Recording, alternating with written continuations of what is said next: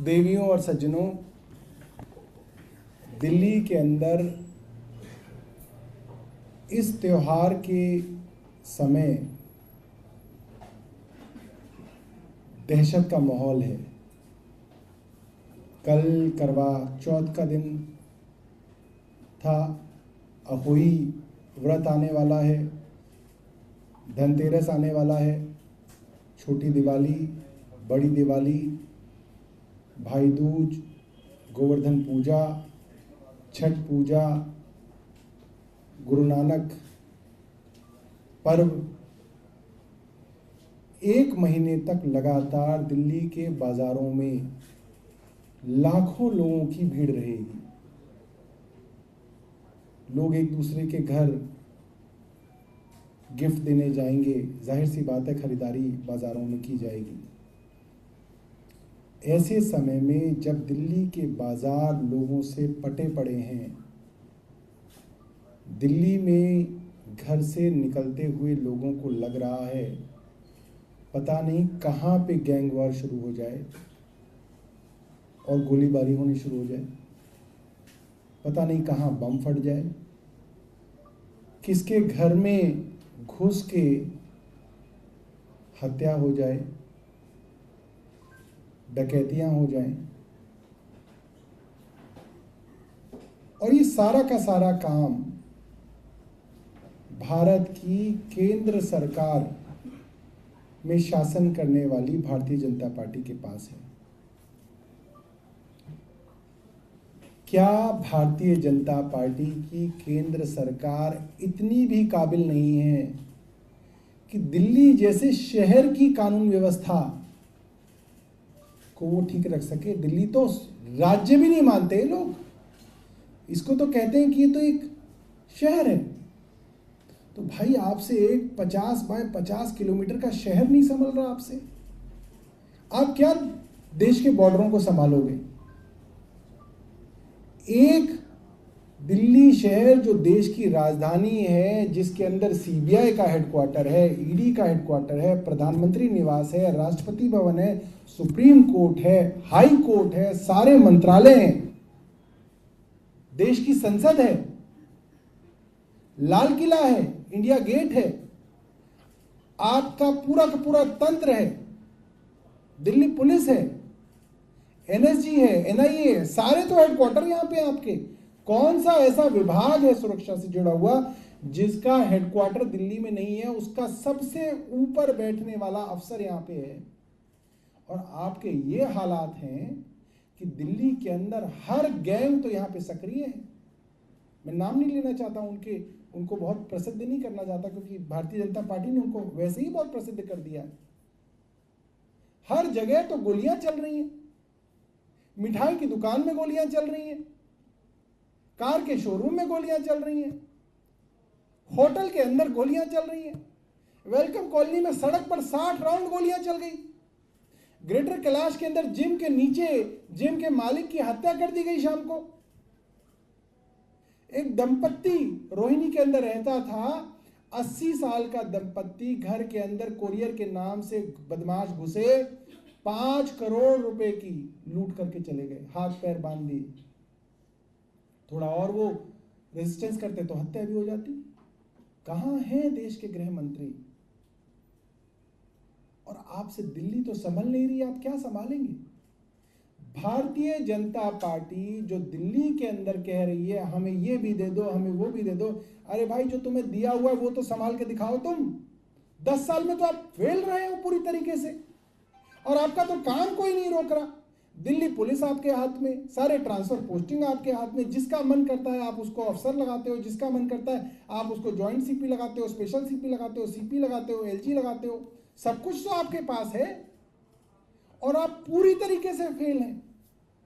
त्योहार में मैं अपने घर से निकला दुर्गा पूजा के लिए, मैं चिराग दिल्ली में रहता हूं, मैं चिराग दिल्ली से दुर्गा पूजा के लिए शाम को निकला सीआर पार्क जाने के लिए 8 बजे। जहां मेरी गाड़ी खड़ी थी 8:30 बजे तक, 8:35 तक मेरी गाड़ी वहीं खड़ी थी। मैंने कहा ड्राइवर को, भाई रहने दो, सीआर पार्क नहीं जा पाएंगे, चलो इधर चिराग दिल्ली में रामलीला ही देख लेंगे। ये हालत है ट्रैफिक की। एक मंत्री अपने घर पे ही 35 मिनट खड़ा रहा क्योंकि ट्रैफिक इस तरीके से जाम था। आज माफ कीजिएगा, परसों करवा चौथ के अलग अलग जगह मेले थे। करवा चौथ से एक दिन पहले आरडब्ल्यूएस के फंक्शन होते हैं। मुझे ग्रेटर कैलाश घूमने में, चिराग दिल्ली से GK2 जाने में मुझे पौना घंटा लगा। GK2 से अलकनंदा जाने में मुझे आधा घंटा लगा। अलकनंदा से फिर GK1 जाने में मुझे 1 घंटा लगा। आप सोच सकते हैं कि क्या हालत है। ट्रैफिक की सारी जिम्मेदारी केंद्र सरकार की और भारतीय जनता पार्टी की। मैं पूछना चाहता हूं भारतीय जनता पार्टी से, आपने दिल्ली की ट्रैफिक की समस्या के लिए एक काम जो आपने किया हो जिसका कुछ फायदा मिला हो तो आप बताइए। आपसे ट्रैफिक मैनेज नहीं हो रहा। कहीं पे आपका कोई आदमी हो जो दिखा रहा हो कि भाई हम ट्रैफिक मैनेज कर रहे हैं? कोई नहीं। जैम लगे हुए हैं जगह जगह। कोई एक गाड़ी खराब हो जाती है तो उसके चक्कर में पूरी जगह। अब इनसे कहोगे कि भाई तुम सुरक्षा व्यवस्था को ठीक करो तो क्या करेंगे? मैं वो भी बता देता हूं भारतीय जनता पार्टी किस हद तक सोच सकती है। मैं 2 प्रेस कॉन्फ्रेंस कर दूंगा सुरक्षा व्यवस्था पे, तो ये हर 3 किलोमीटर पे एक बैरिकेड लगा देंगे और पब्लिक की ऐसी की तैसी कर देंगे। ये बैरिकेड लगा देंगे IIT गेट के सामने, ये बैरिकेड लगा देंगे मथुरा रोड पे, ये बैरिकेड लगा देंगे आउटर रिंग रोड पे, ये बैरिकेड लगा देंगे रिंग रोड पे, ताकि और पब्लिक को परेशान हो। और बैरिकेड पे कोई होगा भी नहीं खड़ा, कोई आदमी नहीं खड़ा हुआ उस बैरिकेड पे। सिर्फ ये है कि पब्लिक जो है अब और त्रस्त होकर जो है एक एक कार, एक एक बस जो है उस बैरिकेड से निकलेगी। ये इनकी सुरक्षा व्यवस्था होगी। सेट प्रोटोकॉल है इनका सुरक्षा व्यवस्था के नाम पे। क्या करना है? बयान क्या देना है? जम्मू कश्मीर में हमला हो गया। 10 साल से ये तो एक्सपर्ट थे कश्मीर के, ये तो पिछले 50 साल से 70 साल से देश को बता रहे थे कि नहीं, हमें जम्मू कश्मीर की जिम्मेदारी मिल जाए तो हम ये कर देंगे। यही कहते थे ना कि हमें बताओ, हम करके दिखाएंगे। 10 साल से इनके पास कश्मीर की सुरक्षा व्यवस्था है। पहले महबूबा मुफ्ती के साथ ये सरकार में थे, उसके बाद इन्होंने सरकार गिरा के उसको कब्जे में ले लिया, यूनियन टेरिटरी बना दिया। आज भी इनके कब्जे में है वहां की कानून व्यवस्था। कहा जाता था कि साहब अब दिल्ली में, यूपी में, पंजाब में, महाराष्ट्र में रहने वाला आदमी कश्मीर में जाके फैक्ट्री लगाएगा। भारतीय जनता पार्टी वाले प्लॉट का रेट पूछ रहे थे कि अनंतनाग के अंदर प्लॉट खरीदेंगे भाजपा के कार्यकर्ता। मैं पूछना चाहता हूं भारतीय जनता पार्टी से, कितने कार्यकर्ता गए आपके कितने कार्यकर्ताओं ने वहां पे फैक्ट्री लगाई? अनुपम खेर ही चले गए हो वहां रहने। और इनके फिल्मी कई हस्तियां हैं कश्मीर से जुड़े हुए हैं, उन तक को विश्वास नहीं है इनके ऊपर कि ये वहां पे कश्मीर में उनको सुरक्षा दे दें। अनुपम खेर तक को विश्वास नहीं है इन पे कि ये उनको सुरक्षा दे देंगे, वरना अब तक तो अनुपम खेर चले गए होते। और मैं कोई उनको जबरदस्ती वहां नहीं भेजना चाहता कि वहां भेज के जो है उन पर हमला करवा दो। उनको खुद ही विश्वास नहीं है। जो भी फिल्म के डायरेक्टर हैं, प्रोड्यूसर हैं, जो कब से जो है शोर मचा रहे थे कि हम कश्मीर वापस जाएंगे, कोई नहीं जा रहा। मैं कुछ दिनों पहले पंपोश एनक्लेव गया, कश्मीरियों की कॉलोनी है मेरी कॉन्स्टिट्यूंसी में। वो सब लोग कह रहे थे कि साहब कोई नहीं गया वापस, क्योंकि वहां माहौल ही नहीं है जाने का। इन्होंने उनको भी धोखा दिया, उनको भी बेवकूफ बनाया। वो इनसे नाराज हैं। आप कश्मीरी पंडितों के पास चले जाइए, उनसे बातचीत कीजिए केंद्र सरकार के बारे में। वो लोग कहते हैं कि इन्होंने हमें धोखा दिया। भारतीय जनता पार्टी ने देश के कश्मीरी पंडितों को धोखा दिया। ये बात देश के कश्मीरी पंडित कह रहे हैं आज। क्यों कह रहे हैं? क्योंकि इन्होंने उनके नाम पे राजनीति तो की, मगर उनको वापस कश्मीर में बसाया नहीं। जो कश्मीरी पंडित अब तक वहां पे रह रहे थे, नौकरियां कर रहे थे, उनके सर पे ऐसे लगा लगा के उग्रवादियों ने गोलियां मारी हैं और केंद्र सरकार कुछ नहीं कर पाई।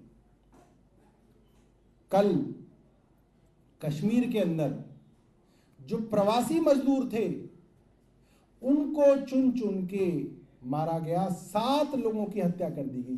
क्यों कर दी गई? उन्होंने अपना क्लियर मैसेज दिया है उग्रवादियों ने कि हम यहां पे बाहर का आदमी बर्दाश्त नहीं करेंगे। केंद्र को क्या करना चाहिए था? केंद्र को 5000 लोग भेजने चाहिए। केंद्र को कहना चाहिए हम भारतीय जनता पार्टी के 5000 बहादुर कार्यकर्ता भेजेंगे उस टनल के निर्माण के लिए, और वो टनल का निर्माण करेंगे। और जैसे वो जो मिस्ड कॉल खोलते ना, मिस्ड कॉल दीजिए भारतीय जनता पार्टी का कार्यकर्ता बनिए, नहीं, इनको भारतीय जनता पार्टी के कार्यकर्ताओं को कहना चाहिए कि आप बताइए 5000 लोग कौन है जो कश्मीर में जाएंगे और टनल बनाएंगे। उनको भेजना चाहिए वहां पे और सुरक्षा देनी चाहिए उनको, वहां पे फैक्ट्रियां खुलवानी चाहिए।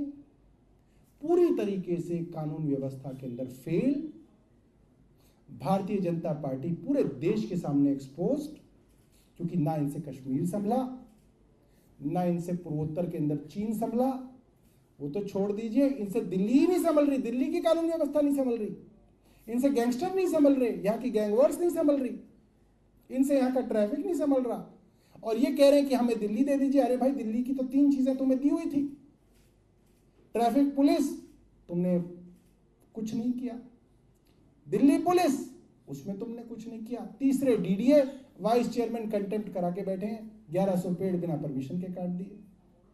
सुप्रीम कोर्ट पूछ रहा है कि एलजी साहब अपना हलफनामा देके पूरा सच बताएं। तो ये तो इनके 3 विभागों का हाल है।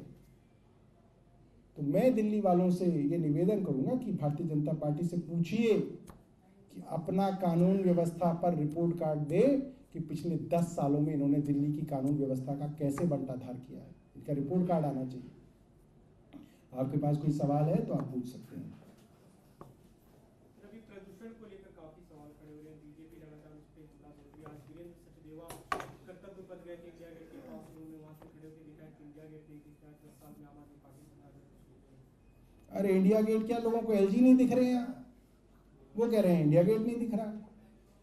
मुझे एलजी साहब नहीं दिख रहे भाई, आपको दिखे हो तो बताइए। अभी कहीं पे नाला रुक जाए तो वो तुरंत पहुंच जाएंगे, सबको लेके कहेंगे इस नाले को मैं खुलवाऊंगा। और यहां पे 60 गोलियां चल गई, 60 राउंड फायरिंग हो गई, एलजी साहब दिख ही नहीं रहे, वेलकम कॉलोनी में नहीं दिखे। जिसका नाम ही वेलकम है वो खुद स्वागत कर रहे हैं, वो है ही नहीं, गायब है। रोहिणी तो अब तक पहुंच जाना चाहिए था उनको, विजेंद्र गुप्ता जी को लेके, वो वहां के विधायक हैं। मैं उनको विजेंद्र सचदेवा जी को बोलना चाहता हूं, इंडिया गेट तो छोड़िए, हमें एलजी नहीं दिख रहे।